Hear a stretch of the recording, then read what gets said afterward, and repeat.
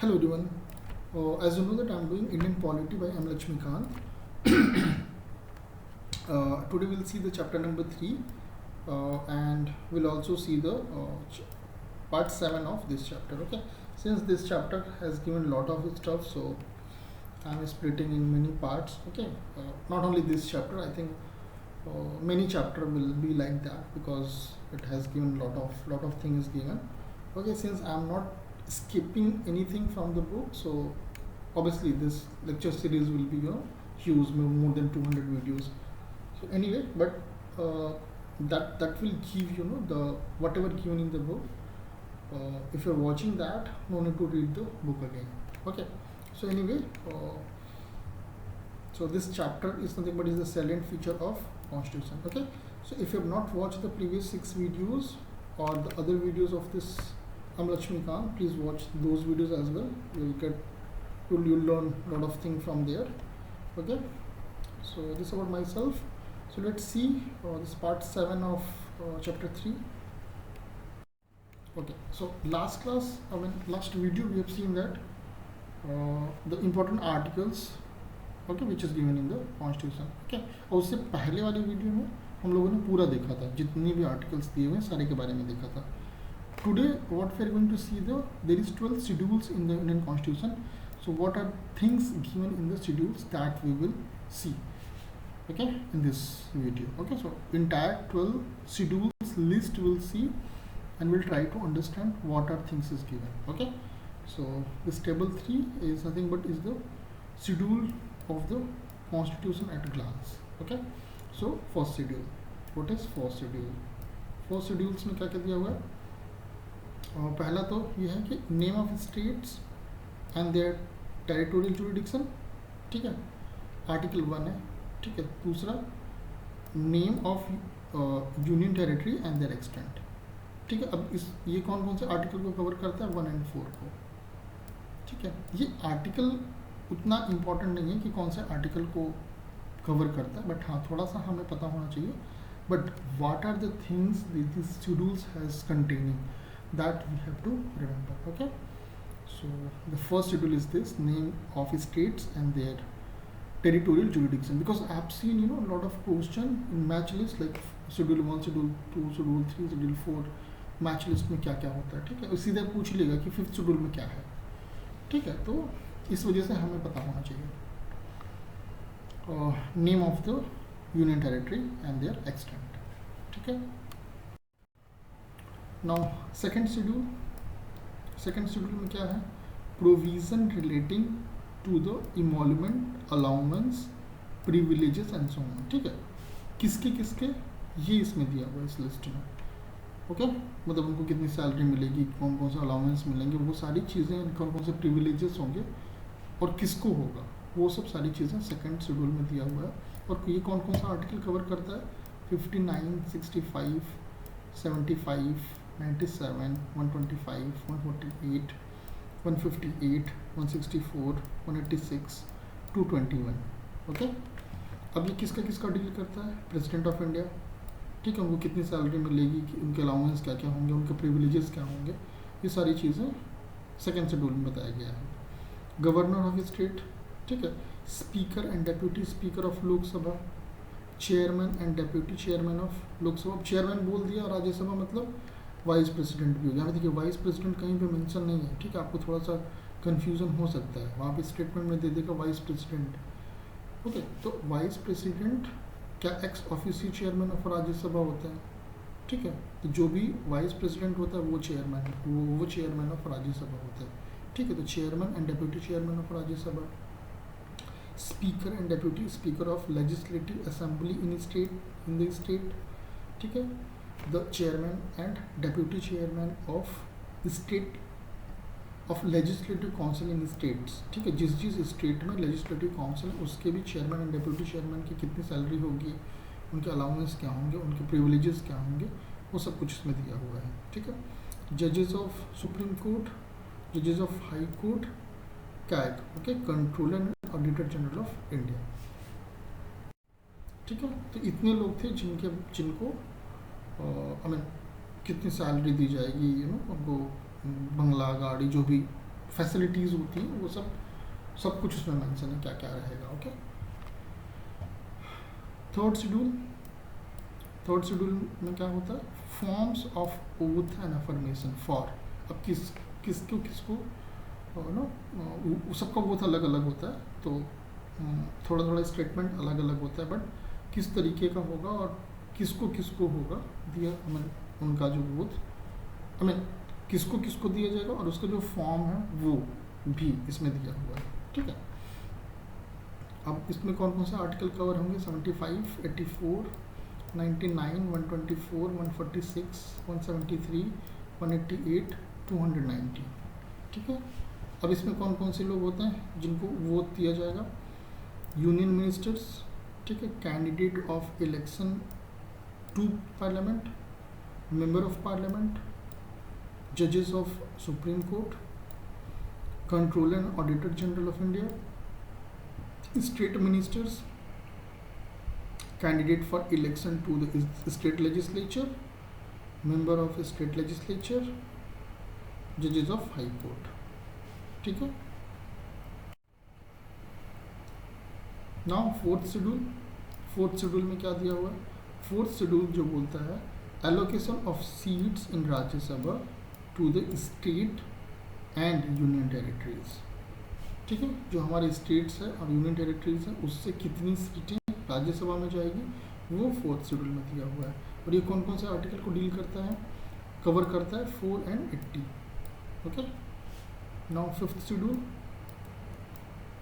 What is given in the fifth schedule, provision relating to the administration and control of schedule area and schedule tribes. Okay, schedule area and schedule tribe, जैसे कि जो हमारे hill area हैं जहाँ पे schedule tribes वगैरह लोग रहते हैं। ठीक है, उनके स्पेसिफिक कल्चर को, जैसे अंडमान एंड निकोबार वाला एरिया हो गया, ठीक है, और भी नॉर्थ ईस्ट वाले जो रीजन है, इवन एमपी में भी जहाँ पे ज़्यादा ट्राइब्स वगैरह रहते हैं, तो उसको किस तरीके से एडमिनिस्ट्रेशन करना, उसको कैसे प्रोटेक्ट करना है, वो सारी चीज़ें जो है फिफ्थ शेड्यूल में दिया हुआ है, एंड इट कवर आर्टिकल 244। ठीक है, सिक्स्थ शेड्यूल, छठे शेड्यूल में क्या दिया हुआ, provision relating to the administration of tribal areas in the state of Assam, Meghalaya, Tripura and Mizoram. ठीक है, सेम चीज़, मतलब ये ऐसे जनरल ऑल ओवर इंडिया के लिए, यहाँ पे स्पेसिफिक सिक्स शेड्यूल में जो नॉर्थ ईस्ट स्टेट्स हैं वहाँ का असम, मेघालय, त्रिपुरा एंड मिजोरम, इसको स्पेसिफिक बोल दिया गया है कि इसको किस तरीके से एडमिनिस्टर किया जाएगा। ठीक है, अब इसलिए वहाँ के गवर्नर करेंगे, उस स्टेट के जो भी गवर्नर होंगे उनको पावर दी जाती है इसके through. Fine, and the articles covered with this six schedule is 244 and 275। ठीक है, अब देखिए यहाँ पे भी 244 है, क्योंकि this is they are talking about general, ठीक है, ऑल ओवर इंडिया, बट यहाँ पे स्पेसिफिक असम, मेघालय, त्रिपुरा एंड मिजोरम को कवर कर रहा है। ठीक है, now seventh schedule.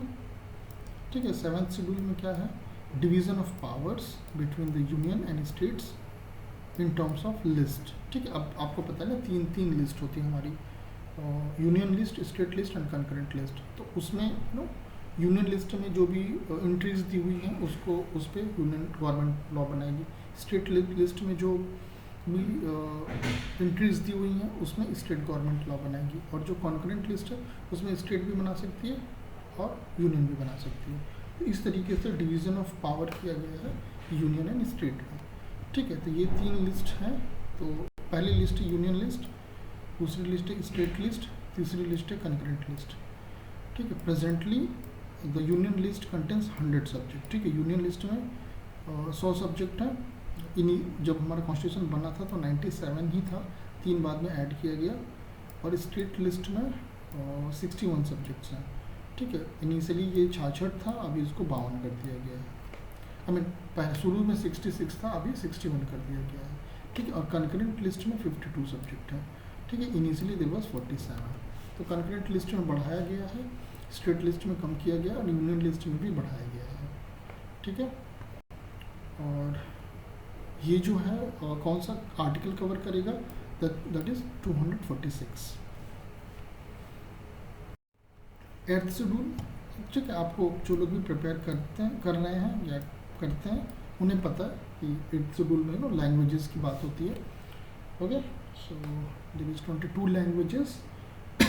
Will see here language languages recognized by the constitution. Originally it had 14 languages, but presently there are 22 languages। ठीक है, हमारे कॉन्स्टिट्यूशन में टोटल 22 लैंग्वेज दिए गए हैं। They are Assamese, Bengali, Bodo, Dongri, okay, इसको डोंगरी भी पहले बोलते थे, गुजराती, हिंदी, कन्नड़ा, कश्मीरी, कोंकणी, मैथिली, ओके, मलयालम, मणिपुरी, मराठी, नेपाली, उड़िया, पंजाबी, संस्कृत, सांथली, सिंधी, तमिल, तेलुगु, उर्दू। ठीक, ये टोटल 22 लैंग्वेजेस हैं जो एर्थ शेड्यूल में दिए हुए हैं। Sindhi was added by the 21st amendment act of 1967। Konkani, Manipuri and Nepali were added by the 71st amendment act of 1992। ठीक है, तो जो हमारा सिंधी है वो 22nd अमेंडमेंट एक्ट के थ्रू ये हुआ था, which was done in 1967, and Konkani, Manipuri and Nepali were done by the 71st amendment act of 1992। ठीक है, और बोडो, डोंगरी, Maithili, Santhali, okay, they were added by 92nd amendment act of 2003। ठीक है, और उड़िया सबसे लेटेस्ट है। Oriya was rename as Odia. ठीक है, पहले उड़िया था, अभी इसको उड़िया कर दिया गया bye 96th amendment act of 2011। ठीक है, तो सबसे लेटेस्ट में हमारा उड़िया का नाम चेंज किया गया था by 96th amendment act, but Bodo, Dongri, Maithili and Santhali was added by 92nd amendment act in 2003। ठीक है, so these were the 22 languages which is given in the 8th schedule। ठीक है, and this covered 2 articles, which is article 344 and article 351। इसके बाद 9th schedule। 9th schedule में क्या है, ठीक है, acts and regulation originally, but 13 but presently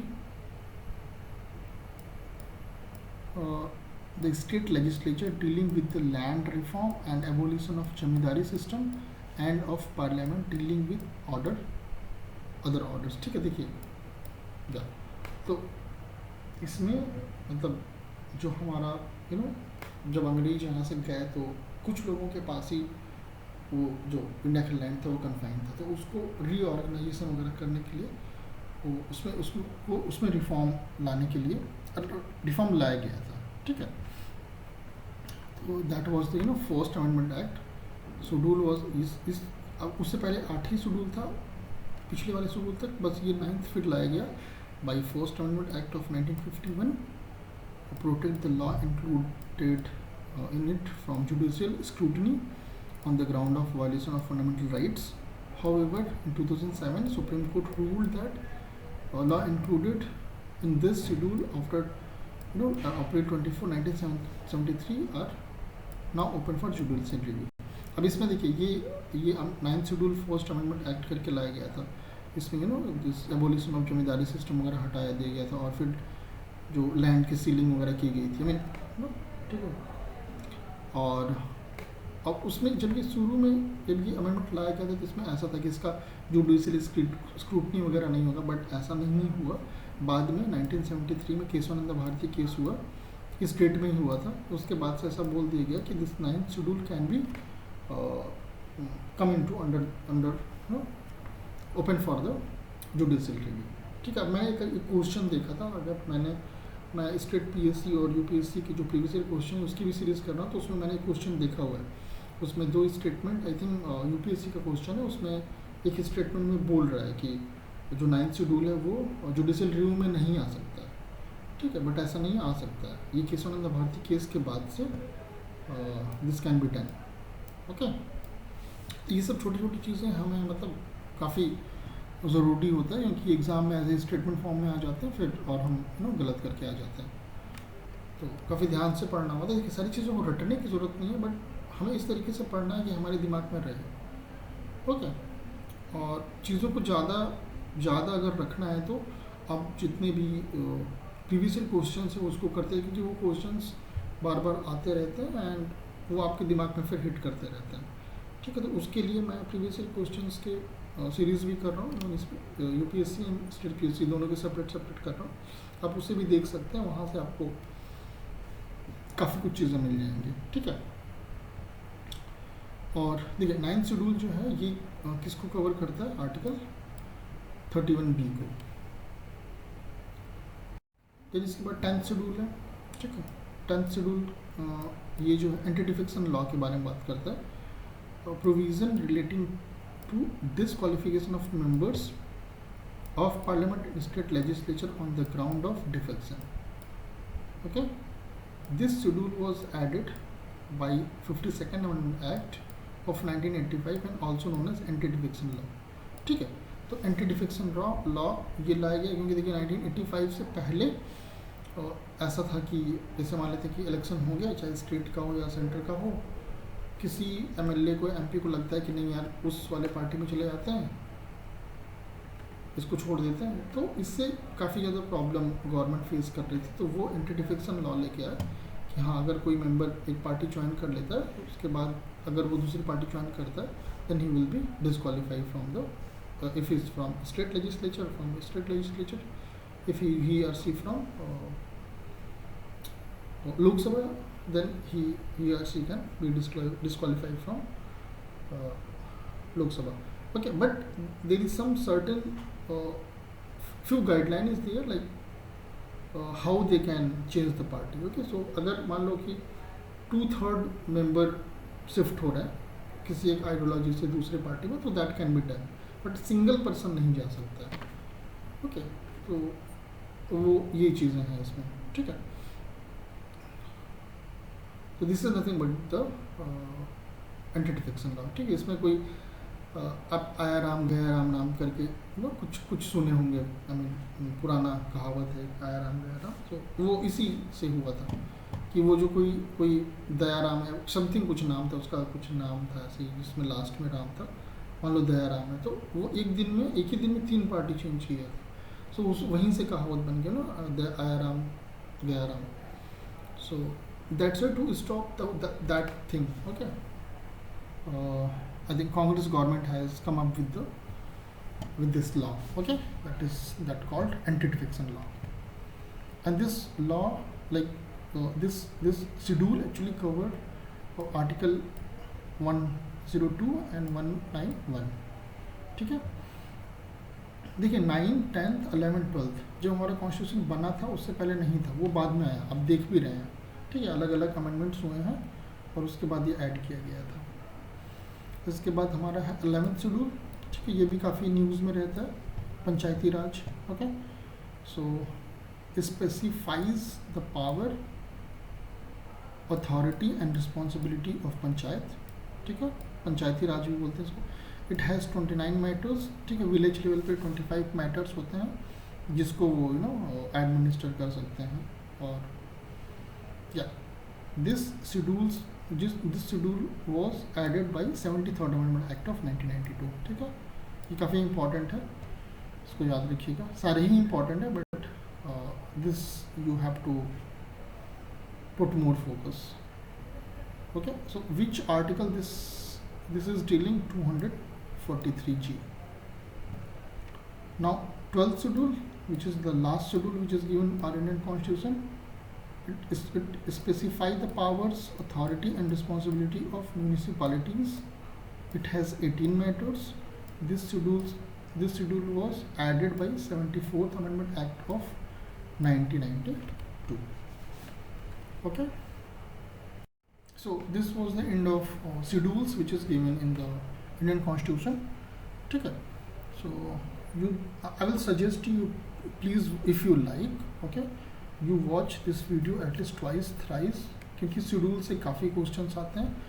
ठीक है, आपके 1 या 2 क्वेश्चन तो जो भी एग्ज़ाम आप दे रहे हो जहाँ पे polity is one of the subject, you will definitely get 1 or 2 question from this video itself. Okay, एक तो पक्का है, ठीक है। So I will suggest you watch at least twice thrice, so that you should not miss question from the schedule.